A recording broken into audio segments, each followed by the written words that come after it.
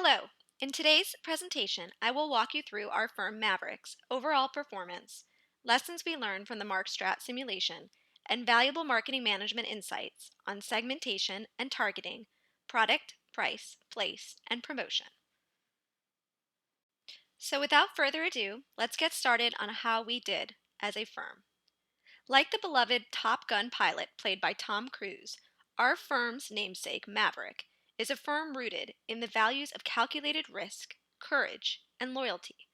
It is with this foundation that Maverick, our firm, came onto the Sonite scene favorably positioned in period one, with two brands, each with characteristics targeting the top two growing segments, savers and shoppers. Overall, Maverick's performance throughout the simulation was fair. As our share price index evolution shows, we started in position 4 and ended in position 5, so pretty much maintained our SPI with a slight dip in period 2 due to misalignment in ideal values, where we prioritize price over ideal characteristics. Perhaps a more favorable view of our performance can be seen in the ranking of revenue and net contribution, where we were number 3. Throughout the simulation, we competed closely with market share leaders Nanotech and Rising in the savers and shoppers segment. In the breakdown of overall value market share, Maverick ended the simulation capturing 9% of the market, just under 1 percentage point from success, the number 4 in SPI. Our firm managed a total of 3 brands. Most and Move were existing brands targeted at savers and shoppers respectively, as I mentioned before. In the first period, we reduced the base cost of both brands, attempting to increase brand margins and attract more customers in these price-sensitive segments. However, we neglected to align brand characteristics with segment ideal values. This was a large misstep that we took early in the game. We were quickly outpaced by competitors and were only able to achieve fair performance in the end with both of these brands. In period 6, we leveraged an existing R&D project to launch the brand More. The goal was to capture a large share of the savers segment without spending money on R&D. The brand characteristics were slightly above the ideal values, so the rationale was that More could be higher end but low price savers product. This strategy was unsuccessful in the Markstrat world, and More only managed to obtain 0.1% of the savers market share. Thus, the brand was withdrawn in period 7 so that we could concentrate on our higher performing brands. Now let's take a closer look at the performance of Most, our brand targeted at savers. The chart on the left shows Most's market share in each of the 5 segments, and the chart on the right shows the brand revenue and contribution in millions of dollars. As mentioned, Most lost both savers market share and revenue early on in the simulation. We were able to recover in period 4 when we modified Most with an R&D project to perfectly align with savers' ideal values. Since Most had high awareness but low purchase intention amongst savers, we also increased the money spent on advertising research from 10% of the media budget to 22%. This strategy and allocation helped to grow the savers market share by 12% and increase brand contribution by $6.8 million from period 3 to period 5. However, More was introduced in period 6, and the diverted resources resulted in market share and revenue decline for Most. The same charts are shown for Move, our brand targeted at shoppers. Move also had a slow start, and both shoppers' market share and revenue remained relatively constant through period 2. Move was modified in period 3 to align perfectly with shoppers' ideal values, resulting in an 18% increase in shoppers' market share and a $5.5 million increase in contribution after marketing. Growth was sustained through period 4 when the advertising research budget was increased from 10% of the budget to 24%. Move's brand characteristics were also aligned well enough with Explorer's ideal values that we were able to capture market share in this segment as well. However, the introduction of More in period 6 had a detrimental effect on Move's performance as well, causing a 15% decrease in shoppers' market share and a $10 million loss in brand contribution.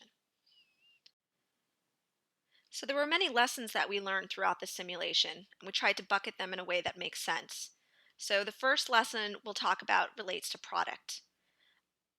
The key takeaway on product was that we should align products with consumer expectations. This was the first, probably, and most important lesson that we learned. Um, Trying to be tastemakers and not putting emphasis early on better aligning our products did irreparable damage to our market position. Without product alignment, media and ad spending is not effective. Early on, one of our strategies was also to outsell the competition by aggressively pricing an inferior product, lower end savers product, valuing economy over quality and characteristics. We learned that the market as a whole does not respond favorably to that, and our target subsegment was not profitable in the long run. Now let's move over to advertising budgeting. The key takeaway we learned here was not to skimp on advertising research. Despite having great brand awareness, we seem to be struggling with purchase intentions, even after our perfect product alignment. Spending a meager 10% of our budget on advertising research was the issue. Spending significantly more in this area showed an immediate increase in purchase intentions. Also, once our brand awareness had gone past 80%, adding to our media budget was not necessary. Funds were then diverted from media into advertising research and R&D. Now let's move over to portfolio. The key takeaways we learned on portfolio were diversify your product portfolio by marketing products in multiple segments. This was one of our probably fatal flaws here. We largely ignored the low growth market segments of professional shoppers and high earners. It was a miscalculation as these segments were high yield segments with relatively low barriers to entry. Had we established an early presence in these segments, Maverick would have had a consolidated position instead of facing a stiff barrier to entry. The other key takeaway for portfolio is know the market, so use multiple dimensions to evaluate product desirability. To counter our heavy dependence on most and move, and to address the vulnerable market position our narrow portfolio left us in, we rushed into launching more. In hindsight, it was not prudent to launch a less than perfect product in a segment with established competition. It didn't help that we could not match the competition's media and advertising spend either. And the last point I wanted to make on the lessons learned piece is on execution. So, key to a good production plan is to know your market position. From our cumulative experience over the course of the simulation, we established that formulating a sound production plan becomes a lot easier when the rest of your operation, from product alignment and early product introduction to media and advertising expenditure, is in order. Now we're going to move over to talking about valuable insights on marketing management that we learned from the Markstrat simulation. I'm going to focus on this slide on specifically segmentation and targeting. So as mentioned in previous slides, over-reliance on just one or two products makes your marketing strategy very one-dimensional. The aim should be to establish an early presence in as many profitable segments as possible so that the firm's product portfolio has a better chance of capturing overall market share. This diversification of product portfolio helps the firm to ride out market variability due to varying projected segment growth rates and net yields from each segment. When targeting a segment, perhaps the most important thing to understand are the needs of the segment and design a product that appeals to the segment's sensibility. Each consumer segment is unique, and your products and their placement have to be tailored to cater to each segment individually. When choosing which consumer segments to target, perform a more holistic analysis of the segment beyond just growth rates. Though not apparent right away, a thorough comparison of the segments will bring to the forefront factors like sales margin and barrier to entry. Even though a segment may be shrinking, it may be worthwhile to be invested in simply because of the ease of maintaining monopoly or because of a very high contribution after marketing, consolidating the overall financial position of the company. So, this simulation teaches us about the importance of the 4 P's of marketing, namely product, price, place, and promotion. In this slide, we're going to talk about product. Developing a product with desirable qualities, design, features, and characteristics is one of the most important aspects of marketing management. Early on, Team Maverick recognized the importance of product quality and characteristics and its impact on sales growth. For a customer to like a product and buy it, the product characteristics and the price has to match with what the customer expects from the product. We performed market research studies to gather data about the ideal need of a customer segment. The ideal values of product characteristics obtained from the multidimensional scales and the semantic scale studies were translated into product characteristics using Markstrat tools. Product characteristics were tweaked to match those ideal values by performing R&D projects. Please note that the ideal values of the segments changed over time, and R&D was continuously performed to align the product characteristics with the ideal values of the targeted segments and drive sales. Our products most in Move were targeted towards savers and shoppers segments. Initially, characteristics of both of the products were far away from the ideal values of the segments, and purchase intention was low, as a result of which the sales suffered and Team Maverick lost market share.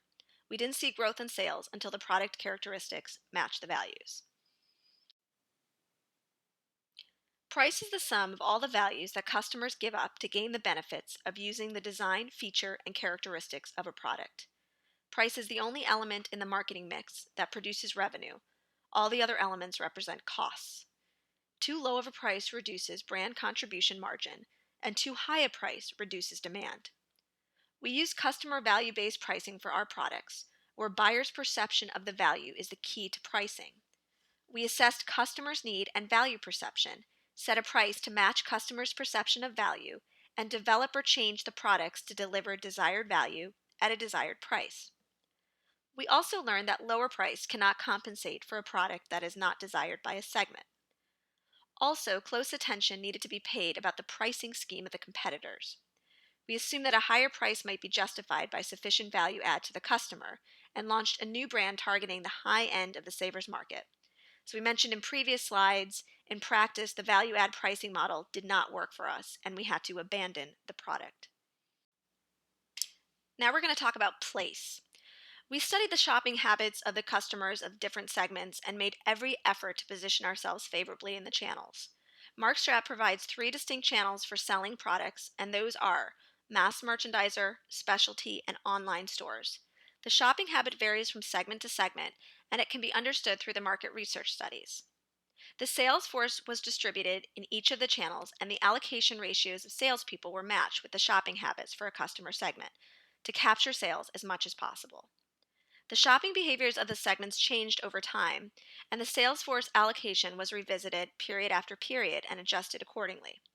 We also learned that having a large enough sales force is crucial in maximizing sales. So now let's move on to one of our favorite subjects, promotion. Selling a brand is a process of creating brand awareness and purchase intentions.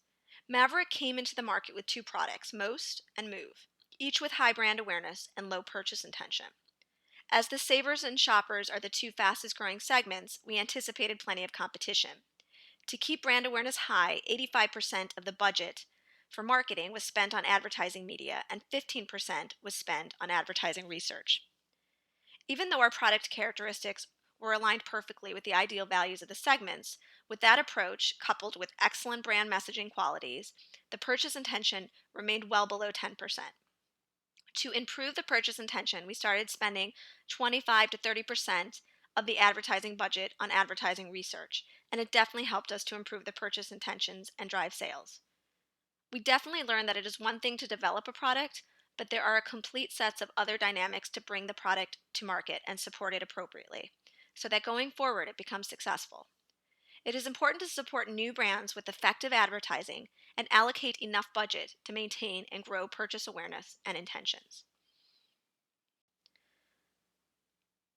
In conclusion, we entered the simulation with products in the 2 fastest growing segments and in 4th position in SPI. We made several mistakes over the course of the simulation, went back to the drawing board to reflect and improve on our product, price, place, and promotion strategies. We may have ended in 5th position in SPI, but the lessons we learned along the way will remain with us for the rest of our lives. Also, I wanted to extend my thanks to all of my teammates. Maverick takes great pride in its terrific team effort and dedication to its work. And we are signing off with the famous quote from the movie Apollo 13. Ladies and gentlemen, it was a privilege working with you all.